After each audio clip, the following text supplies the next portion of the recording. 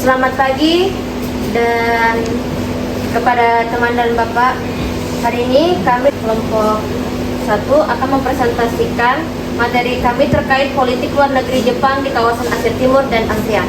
Pertama, kita akan menjelaskan politik luar negeri. Jadi politik luar negeri adalah serangkaian tindakan yang dilakukan oleh elit politik dalam menjalin hubungan dengan negara lain untuk mencapai tujuan nasionalnya. Menurut Frankel, politik luar negeri suatu negara merupakan cerminan dari kepentingan nasional yang diarahkan ke luar negeri yang terpisah dari tujuan nasionalnya dan tetap menjadi komponen dan unsur kondisi dalam negeri. Jadi di sini ada rumusan politik luar negeri secara umum, yaitu ada 4 poin. Yaitu ada kepentingan nasional, ideologi, entitas regional dan global, serta hubungan luar negeri. Baik.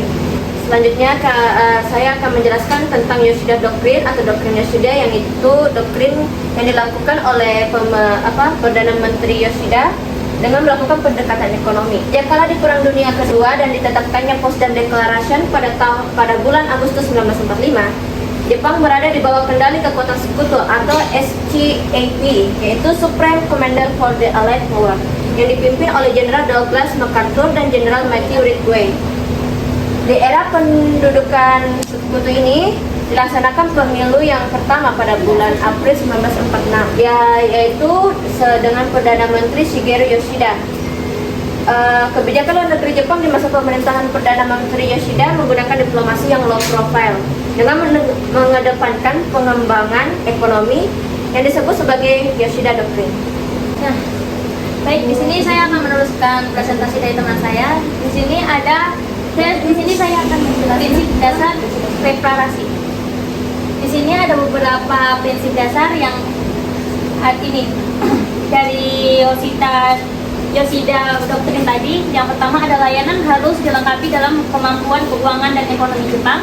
Yang kedua, harus ada keluasan pasokan di semua jenis layanan yang diinginkan. Yang ketiga, penyediaan jasa apapun tidak boleh menimbulkan beban devisa apapun. Yang keempat, tidak ada layanan dalam produksi yang akhirnya menghambat ekspor normal Jepang yang dapat diberikan. Nah, di Indonesia sendiri mengirimkan misi reparasi pertamanya pada bulan Desember tahun 1951 yang meminta pembayaran sebesar 17,5 miliar dolar Amerika Serikat termasuk servis dan cash. Sedangkan negara lain di Filipina meminta pembayaran sebesar 8 miliar dolar Amerika Serikat. Dalam periode ini, politik luar negeri Jepang terhadap negara-negara Asia Tenggara didasari oleh adanya keterkaitan antara kebijakan reparasi perang dan kepentingan ekonomi Jepang, dan adapun strategi perang dingin Amerika Serikat. Di sini ada satu lagi. Di sini saya akan menjelaskan tentang perang Korea pada tahun 1950 dan hingga 1953. Perang Korea ternyata membawa keuntungan tersendiri kepada Jepang karena wilayah Jepang yang dijadikan basis logistik keperluan pasukan sekutu, dan sekutu selama ini berlangsungnya perang tersebut sehingga menumbuhkan kembali kegiatan industri dan ekonomi Jepang. Selain kegiatan industri dan ekonomi Jepang tumbuh kembali untuk mendukung kebutuhan logistik pasukan sekutu di Perang Korea, Supreme Commander for Allied Power (SCAP), menjadikan Jepang sebagai basis utama untuk menghadapi dan menahan penyebaran komunis di Asia. Jepang bahkan setelah Perang Korea berakhir tetap menjadikan sebagai basis utama pertahanan melawan komunis di Asia oleh Amerika Serikat dan sekutunya blok Barat. Infrastruktur yang hancur pasca perang pulih kembali dan percaya internasional kepada Jepang pun membaik. Selanjutnya kami akan membahas tentang Fukuda Doctrine, yaitu doktrin yang melakukan pendekatan budaya. Di sini Fukuda Doctrine lebih dia pendekatannya melalui budaya dan lebih melakukan implementasinya tuh di kawasan Asia Tenggara. Dan di sini doktrin ini memiliki 3 aspek, yaitu Jepang akan menjauhi peran sebagai kekuatan militer regional. Poin kedua, Jepang akan memperkuat ikatan dengan negara-negara Asia Tenggara atau bisa disebut heart-to-heart understanding. Dan poin ketiga, Jepang akan berusaha mencari cara untuk menjembatani kesenjangan antara ASEAN dan Indochina. Tiga alasan keterlibatan aktif Jepang di ASEAN pada masa pemerintahan Perdana Menteri Fukuda yaitu satu, terkait dengan menurunnya security role Amerika di wilayah Asia Tenggara, sehingga Fukuda Doctrine memberikan kerangka sistematis bagi arah politik Jepang di wilayah ini. Kedua, sejak deklarasi Fukuda Doctrine, pemerintah Jepang telah secara aktif membangun hubungan dengan ASEAN sebagai organisasi regional utama. Dengan dibuktikannya adanya dukungan Jepang kepada proyek-proyek regional, pendanaan bagi pertukaran budaya, serta konferensi-konferensi yang sering dilakukan antara Menteri Luar Negeri Jepang dengan negara-negara ASEAN.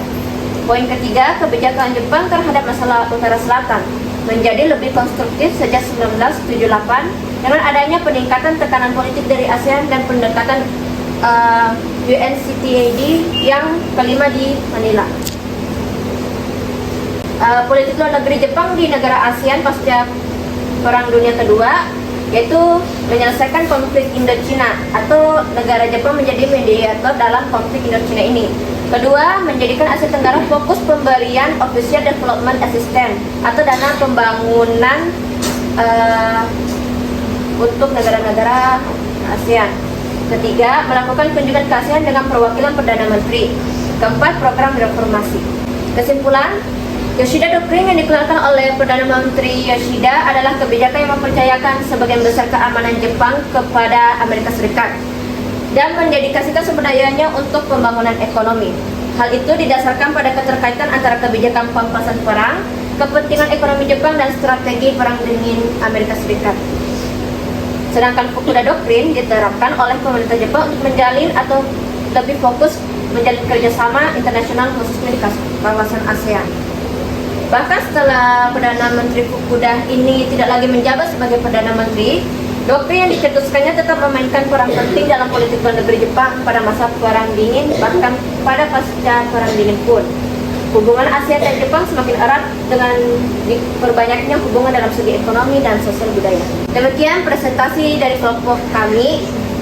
Apabila ada kesalahan ataupun kekurangan mohon dimaafkan. Terima kasih atas perhatiannya. Terima kasih.